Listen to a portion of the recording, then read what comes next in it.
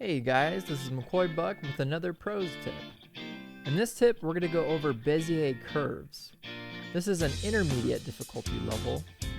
So we're going to cover what exactly is a Bezier curve, why should we use it, and how to use it in Anime Studio. So what is a Bezier curve exactly? Well, a Bezier curve is a parametric curve that usually exists in computer graphic software or programs. You might have seen it in Adobe Illustrator for the drawing tools. You might have also seen it in After Effects. If you've worked with any of the Adobe tools, there's a possibility you've seen it somewhere. In Anime Studio, we use it for our animations. In traditional animation, there was what's called ease in and ease out, and that still exists today, and it exists using Bezier curves. So let's go ahead and look at this awesome website that I found called cubicbezier.com, and it's created by this individual over here, Lee Veru. Okay, and this is a really awesome way to test and learn Bezier curves and exactly how they work. So let's go ahead and look at why would you use a Bezier curve. So first off, in this website, we have an example here. We have in blue, this is the example that it sets by default. Here in pink, this is what it shows what we are able to create with our Bezier curve.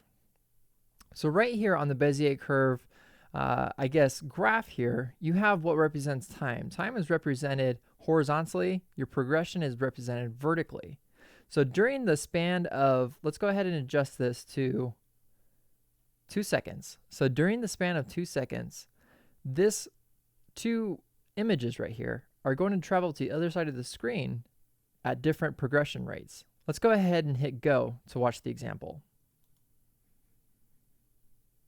Okay, so as you can see there was your linear that moved at a constant velocity or progression across the screen. And then there was this one that we created, or that was already done for us, which is somewhat of kind of like some sort of easing. As we go here and we hit play, it starts fast, but then kind of right here in this area, it kind of eases, and that represents this curve right here. So it starts off a little quick, and then it eases into this location here. Okay, so when you think of ease in, ease out, it's actually the opposite of what you would think it is. Let's go ahead and use this example. So this is called ease in, okay? And this is, we're just gonna do just a straight curve here. So we'll use these preset examples that it gives us. So here you have your linear that we kind of created there, and here you have your what's ease in.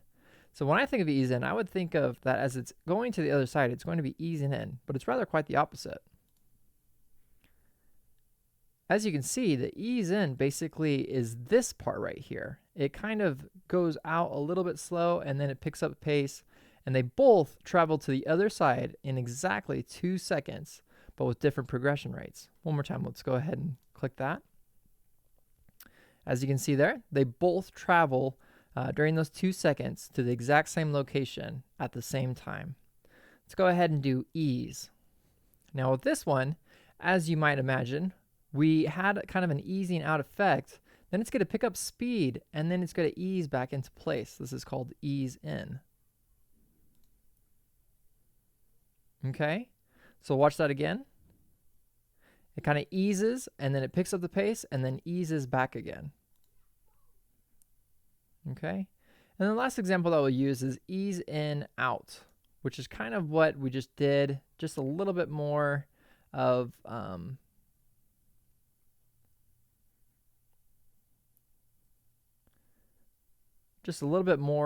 easing. So again, it's kind of hard to describe. You're going to have to work with these to make sure it completely makes sense to you. And that's why there's this awesome website to see how these curves, how exactly they're manipulated. Let's go ahead and hit go. And there you go. As you can see, it eases in. And then as it gets to this point, it eases out again. Okay? So there's a really awesome example of where you can go on the internet. I'll leave the link in the description to find how Bezier curves work exactly. Now let's jump into Anime Studio and see how it works there. Okay, so here I have created a pretty simple little setup here. This is kind of going off of what we just were looking at. So we have our linear and we have our Bezier curves. So in Anime Studio, you have a lot of preset what are called keyframe interpolations. Let's go ahead and do an example of that. So I'm going to move this to frame 1, and I'm going to go over to box 1 and box 2, which represents both of these. First off, what I'm going to do is I'm going to set my origin point. As you can see here, there's an origin point set here, and I want it to be set in the middle of the box. So I'll set that there. I'll highlight box 2, go to the origin point, and I'll set that there. What the origin point basically does is controls, it's like a control point. It's almost like your anchor point if you're thinking of other software, kind of like Flash or After Effects. It's the anchor point within your, in this case, our group or our vector. Okay, so it moves from that anchor point, it rotates from that anchor point, and that's where we want to put our anchor point, is in the middle of those boxes. Because the next thing that we're going to do is I'm going to click both of these, and I'm going to hit Shift on the keyboard, and I'm going to click, and that's going to highlight both of those, and I can manipulate both of those points. Then I'm going to go here, and it's already selected to my Transform Layer tool, and I'm going to create what's called the keyframe. And a keyframe basically marks this point in time with this particular position. So in this position at this point in time, we know that these two boxes are here. Now let's go ahead and let's bring this to 2 seconds. And I'm going to take and I'm going to click, I'm going to hit Shift on the keyboard, and I'm going to drag these across, and it's going to drag it exactly straight across. Okay, so now that I created those 2 keyframes, what Anime Studio does is it creates what's called the in-betweens, and it creates all the animation that it takes for this particular box to travel to the other side of the screen. So let's go ahead and play this out. Okay, so kind of boring, right? So that's a basic animation that Anime Studio uses by default. It's called smooth. Okay, so smooth is the keyframe interpolation that is used for this particular keyframe. Now let's go ahead and break it down in the motion graph. This is where you can see your Bezier curves exactly. So I'm going to bring up my motion graph, and I'm going to look at what these curves exactly look like. So this is smooth. So it's going to start off a little bit slow, it's going to pick up some speed, and then it's going to kind of go back into its place a little bit smoothly. One more time, let's play it out. Okay, kind of like that. One more time. So smooth almost starts off with actually no easing in. It kind of just starts off at a constant velocity, and then as it gets to this point, it slows back into place. And that's how smooth works. Let's go ahead and let's jump into another keyframe here. I'm going to highlight both of these. With these both still highlighted, I'm going to go here and I'm going to right click, and I'm going to click linear. Now let's go back to the motion graph and see what that did. So just like it was showing here in our example on the website, this is linear. This is showing that there's no curves in this particular path. So what's it going to do? It's going to travel at a constant speed. So let's go ahead and click that. Okay, now something happened. The linear actually moved a little bit quicker. Let's see what happened there. So I'm actually not entirely sure what happened. So let me go back into this particular keyframe here, or in this particular layer here, which I labeled box 2, and see what's going on. So that's linear. Oh, there is exactly what happened. So I changed the keyframe for this box 2, but I did not change the keyframe or the interpolation for this. So it stayed at a smooth, which as you can see there, is a different Bezier curve. So let's go ahead and let's go back into box 1. And this one is labeled linear. So this will constantly now stay at linear. We'll use that as just our linear. Bezier, that's the one we'll mess around with. So we can constantly see the difference between the two. So again, I'm going to go to ease in, ease out. That's my next example. So right click the keyframe that I highlighted. I highlighted both of them, and I'm going to click ease in, ease out. I'm going to go back to my motion graph, And now you can see there's a different curve on our motion graph. Let's play it out and see what it does. Okay, so if you watch, it's kind of hard, but if you watch the two vector layers right here, they're both actually traveling to the same location at the same amount of time, so 2 seconds. But it looks like this one is actually getting there first. But in reality, it's slowing in to that one spot because they are both set to travel to the same location at the same amount of time. Now, you might be wondering, okay, this is cool and all, but why would we want to know this? I mean, I'm not really wanting to move a box around. Well, bear with me just a moment, because I'm going to show you exactly why we should use this. So Anime Studio does a pretty good job of giving us these default interpolations to use. And I'm actually going to show you an actual example of why or how I use these. So here, this is my intro video to my YouTube videos. This is basically explaining this is my title screen, explaining what video you'll be watching. So here's an example that I used. So to bring up your Bezier curves, kind of like what we've already seen, I'm going to go to the location to where I know I've used them, and you know that it's Bezier curve. When you right click, you select Bezier curve, and you see a little dot in the middle of your keyframe there.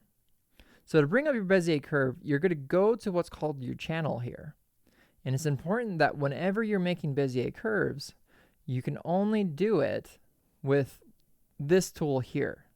You can only make a Bezier curve with your layer transform tool.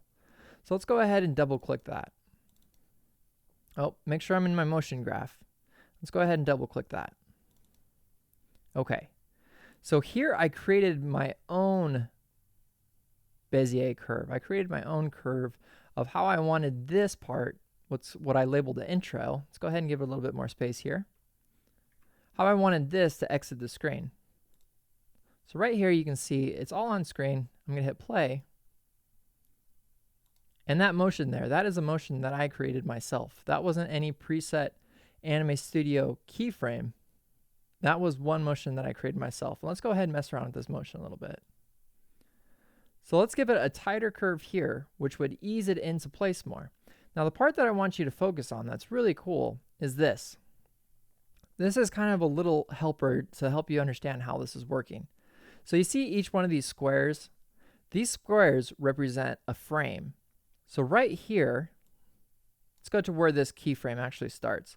So right here, we are on frame 472, and we're going to be moving all the way to this frame over here. I don't know what it is exactly, but I'm going to push on my right arrow on my keyboard once, and you can see it moved that one frame. I'm going to push it again. Moved quite a bit there. Push it again. It also moved a lot. And as you're looking, you can see where it's at on the curve, what exactly it's showing, how it's reading on this particular Bezier curve. So right here in the middle, it's actually showing that it's going to be moving at a pretty quick speed. And I'm going to go to here. And I'm constantly just pushing once on the right arrow. And you can see how each one of these squares represents those frames. And as it comes here to this curve on this endpoint before the keyframe ends, it's kind of bunching up. And that's a really good way to see how your Bezier curve is affected. Now, something that I do want to note, now that we go back into here, let's go ahead and let's go back to our Bezier for box 2, highlight both keyframes, right click, and select Bezier. Okay, so now with that selected, I'm going to go into my motion graph. And like I said, let's say this wasn't checked or anything. I'm going to double click it. And when it's blue and red like that, that's going to bring up your Bezier curves. Now, I want you to note here that there's actually 3 different colors. In the example that we were using on the internet, there was just one curve and one color. However, these different colors, I wrote right here what they represent. You have red, which represents your x-axis, which is straight across, horizontal. You have your blue, which represents the z-axis. So let's go ahead and just move this point. Let's go ahead and bring this point to here. And as I adjust this handle, this is called a Bezier handle, you can see how it's adjusting these points there. Actually, you might not be able to. Let me take that off. So you can see how that's adjusting that curve there in the middle. So let's bring this to the middle, and let's adjust this curve, and you can see it's bringing it further and closer to you. That's on the z-axis. If you ever get confused as to which color controls which one, you can refer back to this video, or simply you can look at when you move a Bezier handle, look up here and see what it is that's changing. So let's go to our keyframe, and we can see that as I move this back and forth, it's affecting my x-axis.